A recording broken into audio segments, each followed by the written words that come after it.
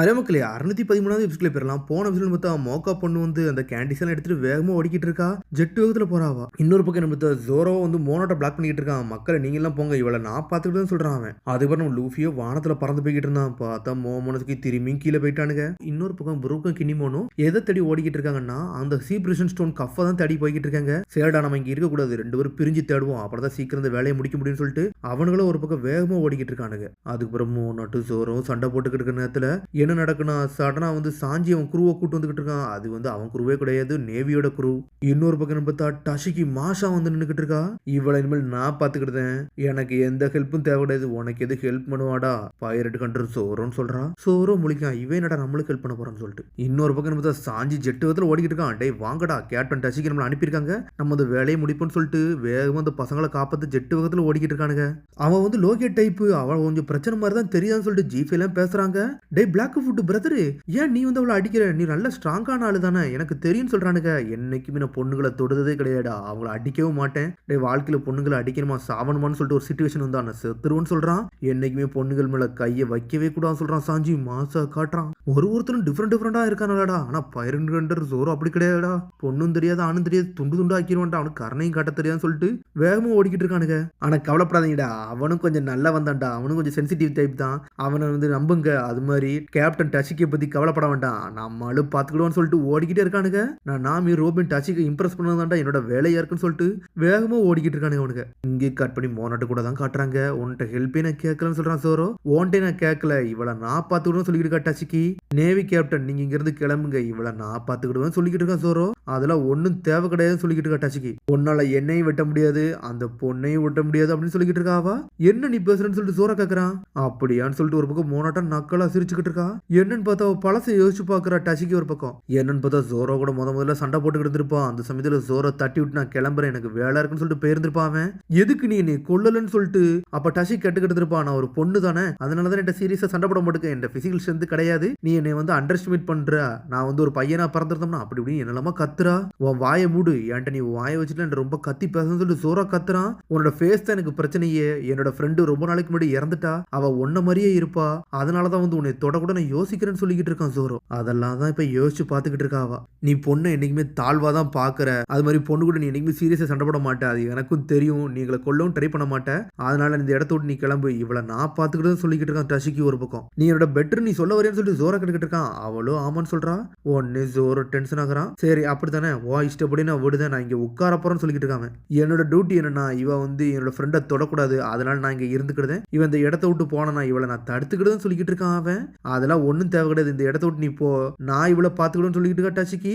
அவ என்னது உனக்கு கொல்ல போறான்னு நினைக்கேன் அப்படின்னு சொல்றான் சோரோ. அதுக்குள்ள உன்னோட வீக் பாயிண்ட் நான் கண்டுபிடிச்சுன்னு சொல்லிட்டு ஜெட்டு வேகத்துல வாரா. சோட வச்சுட்டு டச்சிக்கு மாசா பிளாக் பண்ணிக்கிட்டு நின்னுகிட்டு இருக்கா. பார்த்தா டச்சிக்கு மோனட்டு ஒரு பக்கத்துல நின்று சண்டை போடுறாங்க. உன் ஹாக்கிலாம் இனிமேல் என்கிட்ட ஒர்க் ஆகுதுன்னு சொல்லிட்டு மோனாட்டு அஞ்சு வந்துட்டு டச்சிக்கு அடிச்சு பறக்கூடாதா. டச்சிக்கையும் செதறிட்டா. அந்த வேகத்துல உன் கதை முடிஞ்சிருச்சு அப்படின்னு சொல்லி பேசிக்கிட்டு இருக்காங்க. அதுக்குள்ள ஜோராவை அட்டாக் பண்ண போறா. உன்னை விட்டாதானு சொல்லிட்டு டச்சிக்கு திரும்பி ஜெட்டு வேகத்துல வாரா.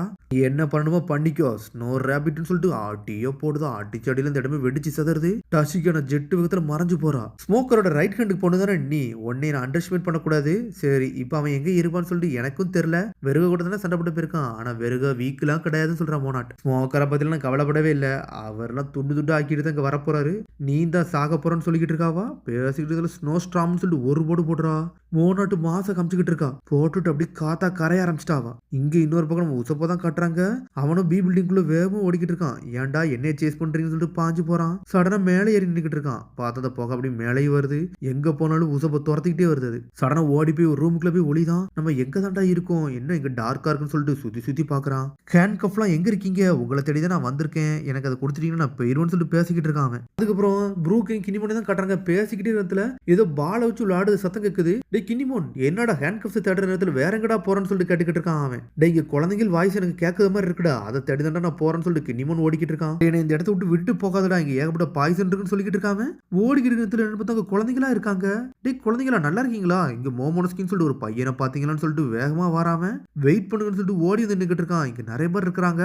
மோமனோஸ்கி நீ இருக்கியான்னு சொல்லிட்டு கத்திக்கிட்டு இருக்காம பார்த்தாங்க யாருமே இல்ல.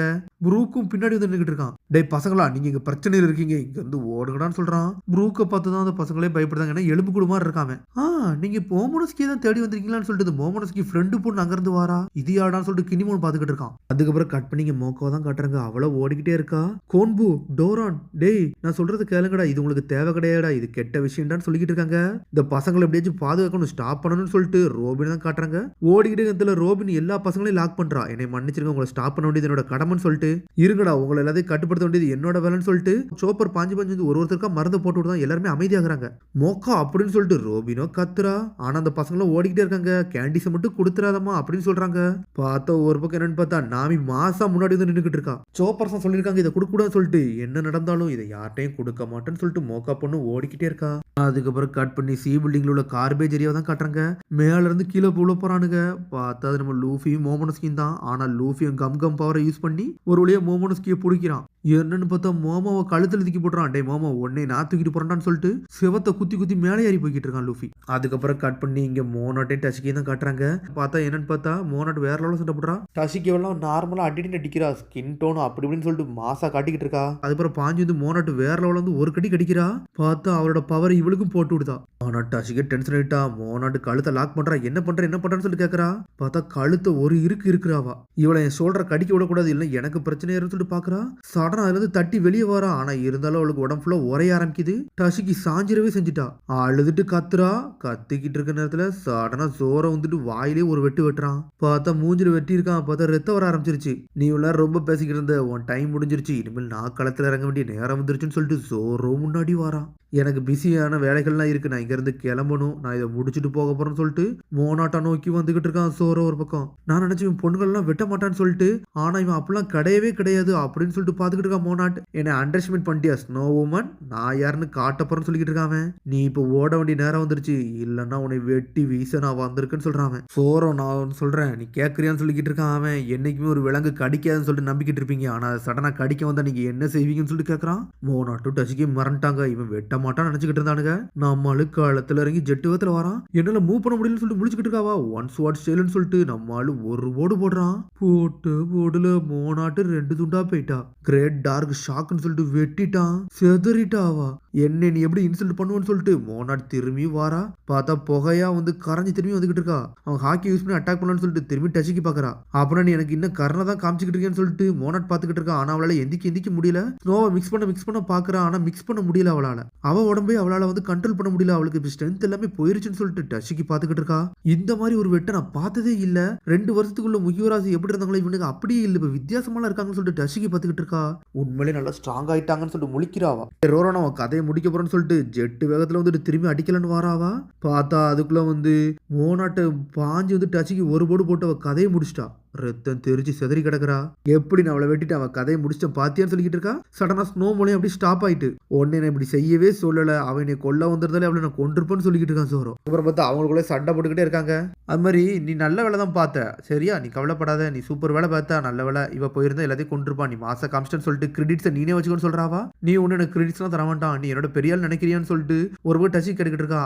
அதுதானே உண்மைன்னு சொல்லிட்டு ஜோரோ போய்கிட்டே இருக்கான். ஆனா போய்கிட்டே இருந்ததுல டச்சிக்கு உடம்புல வலிக்க ஆரம்பிச்சிருச்சு. என்னன்னு சொல்லிட்டு கேட்கறான். நீங்க கிளம்பு, இதை நான் பாத்துக்கிறேன்னு சொல்றா. பார்த்தா மயங்கியே விழுந்துட்டாவா. ஆனா இது எல்லாமே சீசர் பாத்துக்கிட்டே இருக்கான். நீங்க என்னாலும் பண்ணுங்கடா, என்னோட டெஸ்ட் சப்ஜெக்டே நீங்க தானே உங்க கதையை முடிக்க போறேன்னு சொல்லிக்கிட்டு இருக்கான். அதுக்கப்புறம் கட் பண்ணி லூஃபி தான் கட்டுறாங்க. அவனும் உடச்சு மேலே ஏறி போய்கிட்டே இருக்கான். அதோட முடியாது அடுத்த எபிசோட் சந்திப்போம். மறந்தாலும் சப்ஸ்கிரைப் பண்ணி ஷேர் பண்ணுங்க, பெல் பட்டனை மறங்க. See you, bye.